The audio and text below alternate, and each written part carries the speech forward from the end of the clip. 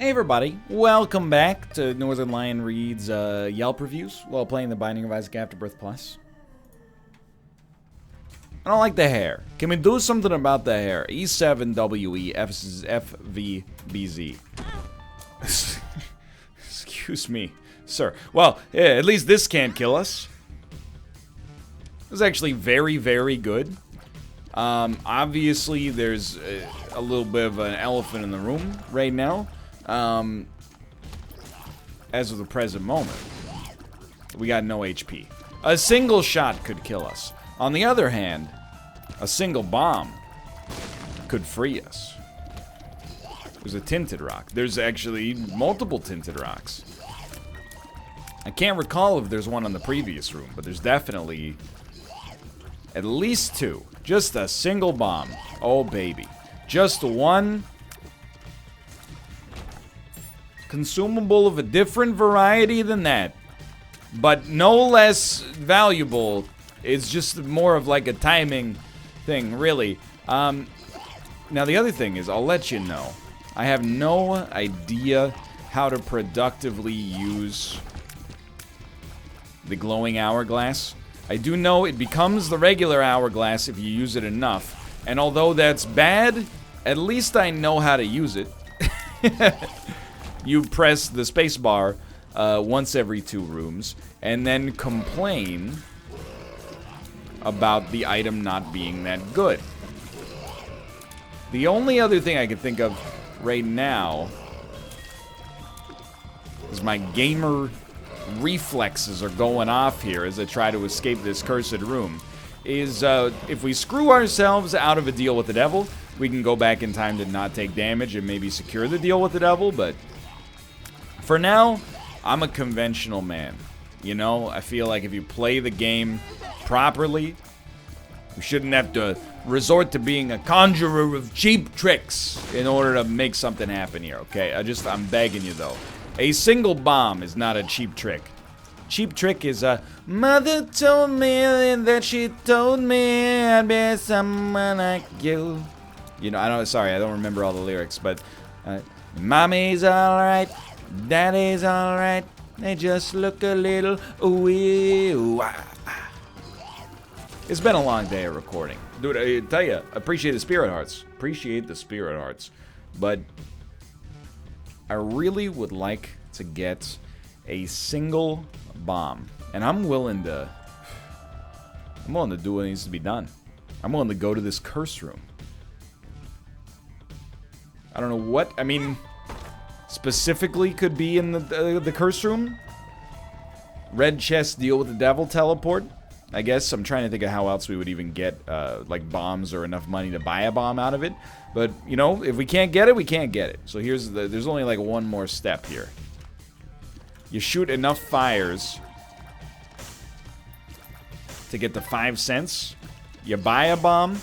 But to be honest, I actually think with 5 cents, which actually it looks like we're likely to get, let's not count our chickens, but we might rather just have arcade access than spend a key and all of our money.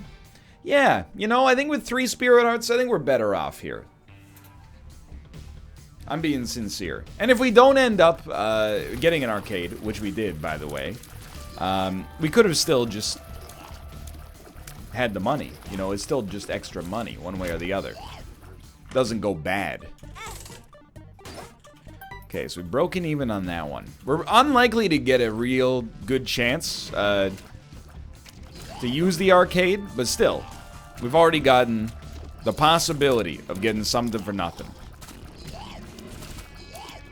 That beats a stinky old bomb any day of the week. It's a lot of character development in this episode. You know, we went from Season 1, singularly confirmed with, or concerned, I should say, with getting a single bomb.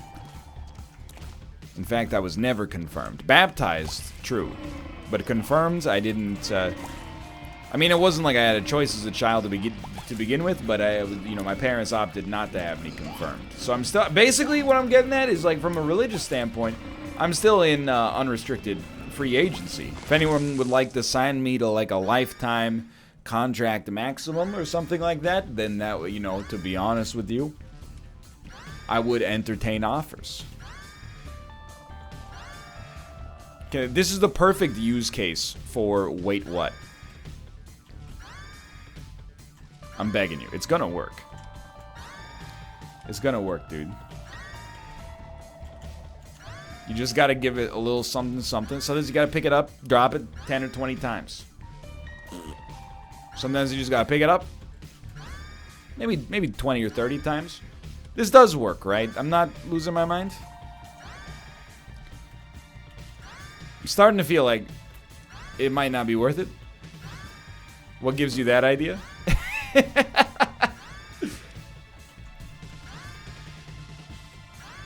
Okay, you know what? An attempt was made.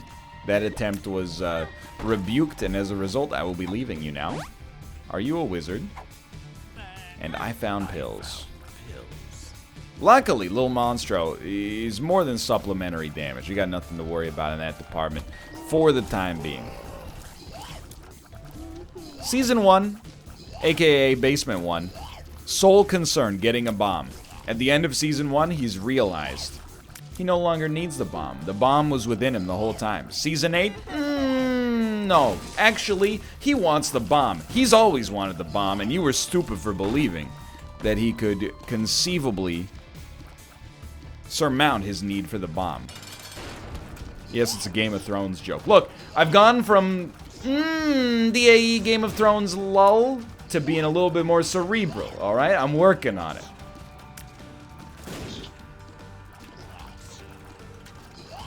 Look, you gotta remember, I invested hundreds of, wow, 100 hours of my life into that show. Yo, so don't shoot the messenger. Don't yeet the messenger. But if you only get to take one, you gotta pick up mom's knife. It's just science, sweetheart. Don't take it personal.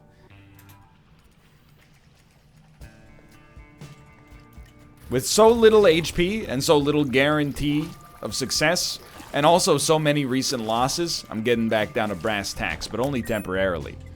Just picture that instead of mom's knife is actually something cooler, like mom's lightsaber.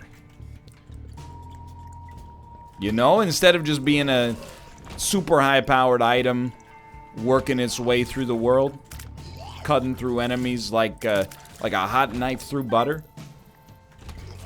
It's not just a lightsaber. It's the coolest lightsaber. That's right. A purple lightsaber. Mace Windu's lightsaber. Well, it's not his lightsaber, because, like, his lightsaber obviously... Really? You're gonna hook me up with this? Mace Windu's lightsaber, of course, during the showdown on Korriban, it fell off of the Cloud City, but it uses the same type of kyber crystal, which imbues it with a noble color. What do you guys consume butter? And I know it's a strange question. It sounds like a, you know, holds up spork, so random question. But butter is like, it's an, as of yet, in my opinion, unsolved culinary problem. There's no one-size solution. One-size-fits-all, I should say, solution to the central premise and problem that I have with butter. Which is, you don't need me to tell you, okay? First off, the flavor of butter, off the charts. It's fantastic. Of course I'm gonna give it a try. It's what I can imagine if you took like an aggregate of the flavors that human beings like the most. I would believe wholeheartedly that butter would end up somewhere on the top of the list. You know, it's fat. It's if it's salted, then it's a little salty. It's got a lot of the things that human beings just like universally seem to really like out of a food. I've not heard too many people that are like, I don't like butter. I've heard people say, I prefer other things to butter. But the flavor of butter itself is delicious. It's a universal culinary ingredient. You know, you enjoy something at a chain restaurant, surprise. It's either butter or mayonnaise, brother. That's how they're getting you. Why do the mashed potatoes at Red Lobster taste so much better than the mashed potatoes I make at home? That's because at home, you would never use the amount of butter that they use at Red Lobster. You would stop yourself because you have self-respect. At Red Lobster, they go, the customer's always right. Ooey gooey, creamy, steamy, russet potatoes peeled for her pleasure. Also a cup of butter per serving. I don't know if that part's specifically true, but anyway. I'm getting a little too sensual here. It's making even me uncomfortable. What was I saying? I need a break. But here's the thing with butter, okay? Where do you keep it? You keep it in the fridge? We keep it in the fridge. We don't use it that often. What's the problem? You keep it in the fridge. When you try to spread it on a piece of toast, it doesn't spread. God help you if you're trying to spread it on something with less integrity, by the way, than a piece of toast, because it's just going to completely shred it. What's the alternative? Okay, it's very simple. There's two. One would be the an ounce of prevention is worth a pound of cure attempt, which would be, hey, keep butter out of the fridge, and then it's easy to spread because it stays at room temperature. Two problems, hotshot. One, sometimes it gets hot enough to actually melt the butter, and, you know, this is a bit of like, I'm not going to deny it. It's kind of like I'm begging the question to some extent. But you can have butter that's too soft, becomes liquid. You lose a little bit of that consistency that makes it so tantalizing in the first place. But then on top of that, if you're only using butter once or twice a week, which I think is fair, if you're using it as a spread instead of an ingredient, your butter's gonna go bad, brother. Then the next one would be, many people have various methods, okay, for dealing with the butter. They take it out, put it in a bowl, microwave it for 15 seconds while their toast is toasting. I'll admit, I've done it, but you end up with the same problem. A pool of liquid butter, and then a pad of semi-solid butter. It's not bad. As far as half measures go, you could do a lot worse. But there's got to be a better way. Well, there are other ways. One of them, they make a butter called spreadables. I thought, finally. I tried it within the past couple of years. I thought my lonely days are done. But no. Spreadables, the reason it's spreadable is because it also includes a certain proportion of non-hydrogenated vegetable oil or something, some kind of oil that is not butter, but allows it to maintain its spreadability. And it's mostly butter. But you know what, dude? Your brain knows something's wrong. You know deep down that you're making a compromise. You're like, this isn't the butter I want to eat. I'm only eating it because of the fact that it spreads. And if I'm only eating a food for its spreadability and not for its flavor, why am I eating that food? So spreadables, no thank you. It's a compromise, but a compromise I will not abide. You just say they make a product that's called margarine. No! Get out of here. It's not the same, okay? Now, margarine is okay. I grew up in a margarine household. You know why I grew up in a margarine household? My parents were busy people. They don't have time to make a bowl of butter in the microwave anytime they want to have toast. So I grew up, thank God for the HP. I grew up in a margarine household. You know what? My mom has since retired. You know what my parents do now? They eat butter because they have time. You may have just heard an extremely loud no coming from the other room. I feel compelled to let you know my wife is playing Mario Maker right now. She's fine. I know in the YouTube community, conspiracy theories can run rampant. It's not the best look for me to have a young woman screaming no in the background of my video. It's exclusively video game related frustration. And not anything. I mean, she is being tortured. Tortured by Austin's Mario Maker level, okay? Nothing more suspicious than that. I have to point that out because I am a 30-year-old man who's just spent the last 11 minutes going into a way too anal discussion of butter spreadability. So my mental health is not necessarily looking that strong right now to the outside observer. Now, where were we? Margarine. I spit on it. We have no option, okay? No. Oh, NL, you haven't... Here's a technique for you. You've never heard of it. Wow, I invented this one all by myself, but I'll share it with you for free because I'm a nice guy. After the bread's toasted, you take a little pat of butter, you put it on the bread, and the residual heat will melt it. Wrong again, brother. By the time the butter melts, assuming you cut it so thin that it could have been cut with a freaking razor blade like the garlic in Goodfellas, the toast will have gone so cold as to be compromised from an edibility context, okay? It's not a perfect scenario. I'm stumped,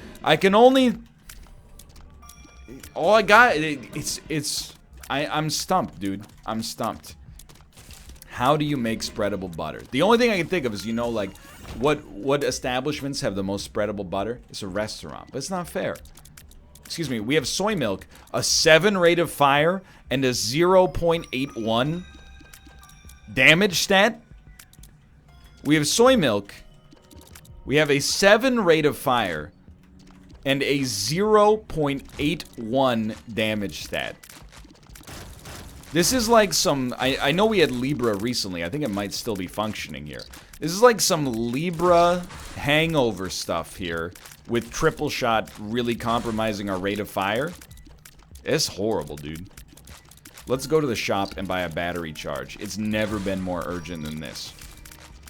Restaurants have the best butter consistency, but why wouldn't they? They go through a bunch. You go to a restaurant with complimentary bread and butter.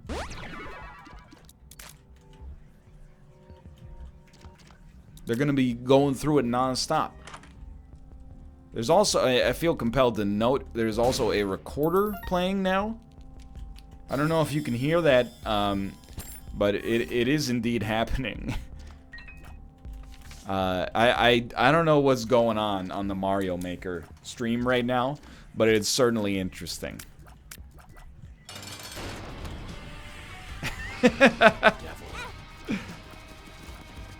I have no idea. Yo, with the scissors, thank you. Anyway, I had a bone to pick with butter. You know, I love it. It's the best flavor. It's just, you know, I guess it's like a donut always seemed to go. You don't know what you got till it's gone. You pay paradise and put up a margarine refinery. I don't know what is it. Refinery? Smeltery? Help. Almost froze there. Dude, okay, I'll take all the items, but you gotta work with me. Because our stats are so bad right now. I'm not complaining. The D4 is automatic victory, but like, you gotta help me out with the stats here. I desire it. Oh, I thought we got Ma of the Void, but we got Eye of Belial. Wait a minute. Let me go back to the shop here. This is a slow run for D4, dude. Figured we might as well try it.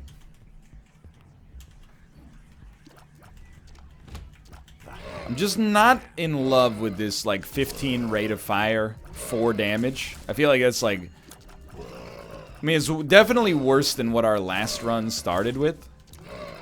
Which should give you a little bit of food for thought, but... All we need is 1 D4 to work for us on this game right now. And that's, you know, not unlikely. All I will say on top of that, though, is if you play chess, you're on the white pieces, and you start with 1 D4, play against me. You know why? Free win. You do 1 D4, I resign. I'm not interested in playing your Queen's Gambit, closed, Najdorf defense, bait into the dragon variant of the Sicilian 1A6 sort of nonsense. I don't play that. That's why my competitive chess record was very bad, you know? Roughly, I got 51% of the points on the white pieces, on the black pieces. If my opponent doesn't play E4, I'm out. I don't have time for it. What a lot of people don't know about chess is that it's essentially Escape from Tarkov. 1 E4, where the white player moves their king pawn up by 2 places on the first move of the game. That's like going factory. You're sending a signal to the opponent that you're here for a fun time. You're not here exclusively to win. You're here for a little bit of spiciness, you know? You don't shy away from a challenge, is what I'm trying to say. You can get spicier than that, and those are just factory variants, you know? You want a pistol factory? Hit him with a 1F4. Get real spicy, you know? See where the game takes you. Invested? But if you open with something, a 1D4, that's like playing Labs dressed as one of the Ninja Turtles. Is unacceptable in my opinion. Cool run. Very uncool run. Also seems pretty lame, but you gotta get through the bad stuff to get to the good stuff. I shouldn't be talking about competitive chess, because, you know, or even like modestly high-level chess, because, like, I haven't I haven't played a semi-serious game of chess in, I mean, hasn't been 2 decades, but it's definitely been like a decade and a bit.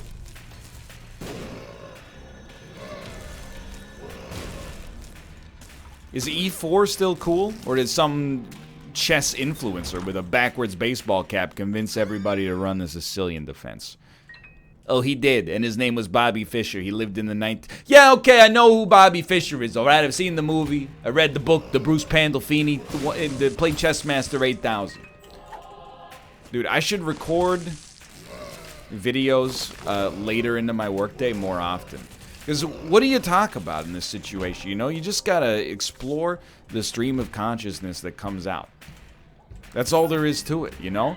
I recorded a Gungeon episode today. That's, you know, an hour of commentary and anecdotes burned up. Not for no reason, you know, for a good reason, for entertainment. Gotcha. And then I did an NLSS. That's like 4 days worth of anecdotes burned up for entertainment. Roll me. Oh, now we're talking. The Bob transformation. I really kind of wanted blank card, but I figured, you know what? Let's just D4. It's already weird. Let's just keep the weirdness going. Then, I recorded an Isaac episode, talked about the Movie Land arcade. It also brought back, even though it might have been frustrating a little bit, it brought back one of my favorite NL segments, which is NL reads Yelp reviews from Vancouver, British Columbia. I'm telling you. You know what? Why don't we engage in a little bit of an intermission here? There's a few McDonald's in downtown Vancouver that I want to know what the reviews are like. I mean, I don't expect them to be like, delightful. I had a fried chicken sandwich. I've never heard of this Irish restaurant, McDonald's. But I must say, it seems quite popular in the Vancouver region. Over 1 billion served, really. Delightful. A spoon and a fork combined? How delightful. A fapoon. So the first one is like McDonald's, Abbott, and Pender. I gotta see some reviews. It's got a 2.5 on Yelp. Here we go. Let's dive in. Okay, here we go. 3 out of 5. One of the tastiest burgers I've ever received from McDonald's, but also one of the messiest ever constructed. Haha! I do like the fact that he put a haha in his own review. That's confidence. I wouldn't dine into this location. Seats are pretty grimy. And the company is less than stellar in most cases. No denying the tastiness, though. It's a McDonald's, brother. We're putting on some serious airs for McDonald's. -1 out of 5. Got the 20-piece nuggets on 2 occasions, and it gave me the S's for hours. Great laxative. This place has a cockroach issue. Yeah, I mean, it's on Abbott and Pender. A dude got murdered there like a year and a half ago, which for Canada is like yesterday. Okay, yeah, that's a good review, but it's not that exciting. Not exciting. Lots of character here, absolutely. Come on, you gotta bring the entertainment. As the 2 stars say, I've experienced better. But then I thought to myself, it's no fault of the staff that they're stuck in this neighborhood. So I'm changing this to a 3. Ladies and gentlemen, I didn't know that Yelp was a website frequented by saints. Originally, he was going to give the restaurant a 2-star review, but then he thought to himself, no, that's not fair. It's not the fault of the staff that they're stuck in this neighborhood. And this bastion of positivity changed that review to a 3. Not a 4!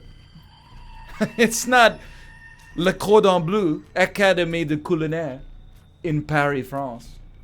It's not the Fat Duck, Heston Blumenthal's gastronomical molecular exploration of the essence of flavor. Come on. But a 3. I mean, I'm just still reading. You gotta give it a second. Honestly, this is like the nicest review. It's reasonable at the end. Location is quite cramped. There are barely enough seats. In fact, there's only one 4-person table. Everything else is either 2 seats or bar seating. There were some weirdos in line, as in people who would come up to you and touch you. He's not wrong. My food came out okay, though, but do not eat in. Oh, man. This one's scary. Wow, too much alcohol lately. McDonald's, you're getting a lot of business because of people like me who need something greasy to soak up all the alcohol from the night before.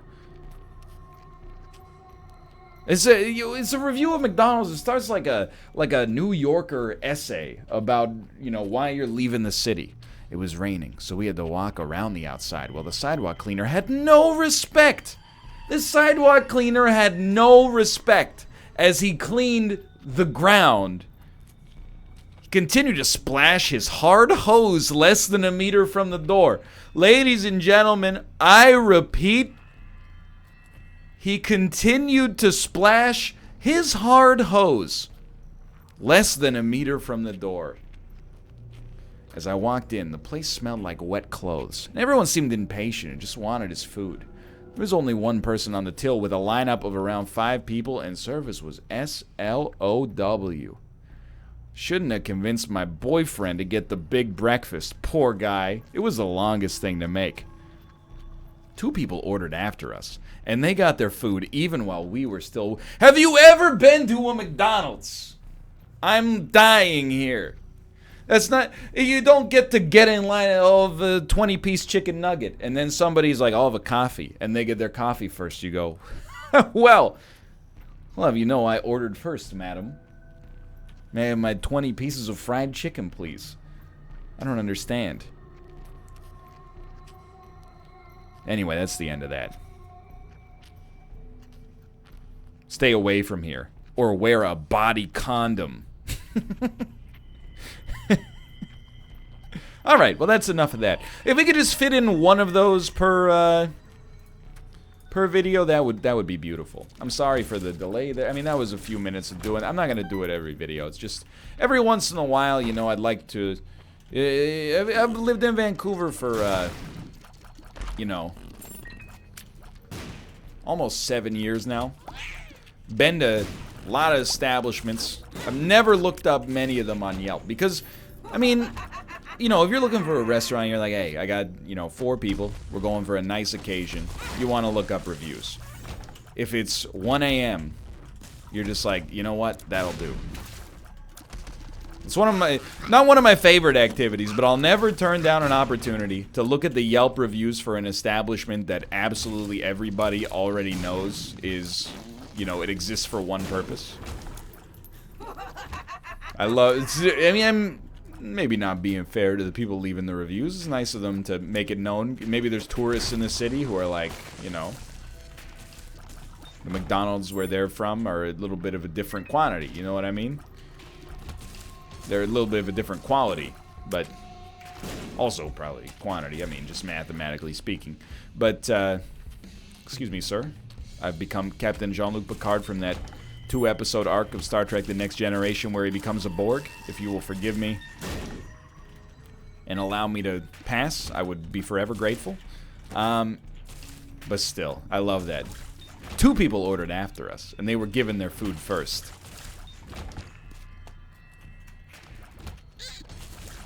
I would also describe that as exactly what happens at McDonald's.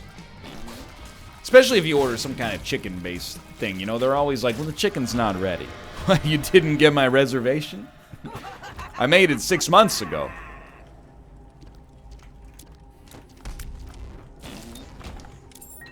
Where even are we on this run? It's 2 runs in a row where I've just been, like, D4'd out of my gourd. I have no idea what I'm doing. Just D4 me into some... Just give me the Tech X, okay? I'm ready for it. The time has come. Don't make me read any more reviews.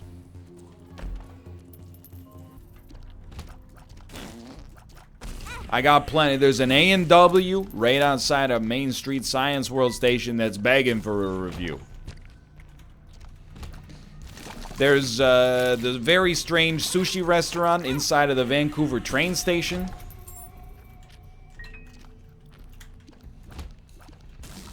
There's the weird Swedish massage place that I was like, I didn't know there was a massage parlor. And then I looked at it and I was like, I don't know if that's a massage parlor. You know what I mean? It's called the Swedish Touch. I have no idea if it's a real... I mean, I'm not, you know... Who am I to judge, you know? The heart wants what it wants. I'm just saying, I'm not sure if it's one of those places you go in for a massage or one of those places you would never go to if you wanted a massage. You know what I mean? Don't give me that woo. Get out of here.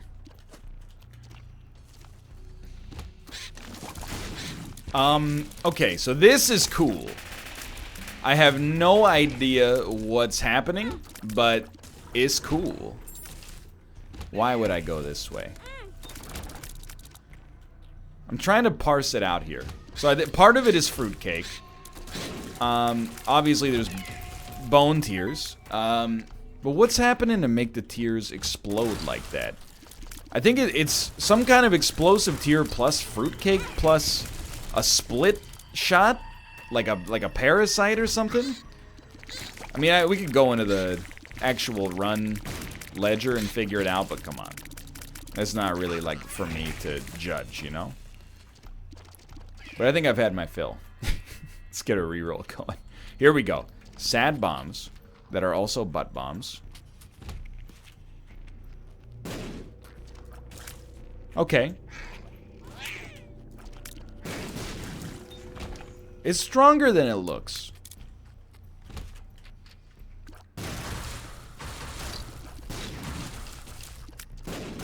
Yeah, I mean, with 99 bombs, this can guide us for at least a little while. Ah. And actually, I think Tiny Planet's doing some great work for us. Very few complaints in that department. Although, I have a complaint. What happened to all my shots? Oh, do we not have like any form of... Yeah, we have no form of piercing shots. So, I mean, the reason we didn't see any shots is because all of our shots hit enemies. Which seems like a bad thing when you don't see your bullets, but is actually a great thing. It means 100% accuracy. Much like me in PUBG. Me and PUBG, we're always about chicken D's. We like to stream these. That's, you might remember that as the 5th most famous Tenacious D song. It's called Double Team. Hit me. Oh, dude, you know what they hit me with? The Tech X. The classic item. The run stopper. Because once you get there, you don't need to go any further.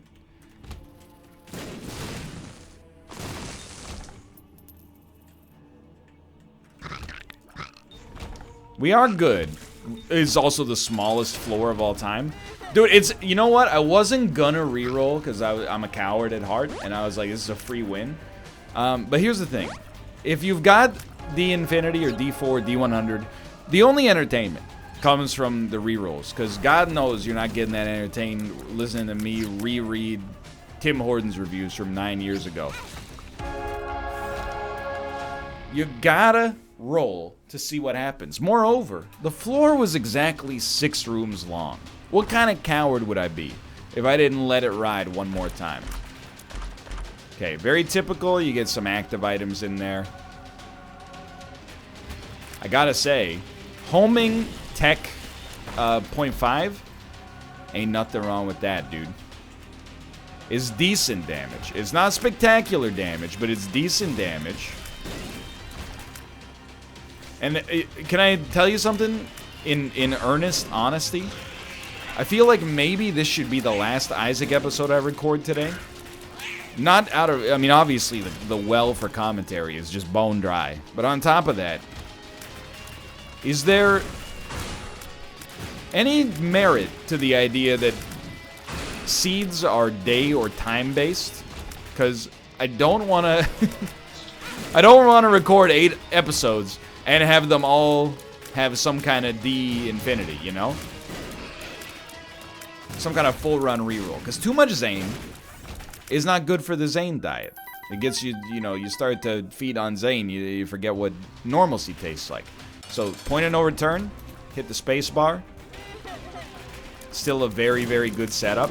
The only thing I will say, we might be a little tight on HP because we were coming off of 0 after all the bone hearts. So, I think it's not impossible. I think that we could be killed in 3 or 4 hits. Luckily, it didn't come to pass. But for now, thanks for watching. I hope you've enjoyed the episode. If you did, click the like button. I don't know, click the like button. Helps out a great deal. Of course, subscribe if you want to see more in the future. For now, thanks for watching, and I will see you next time. See ya!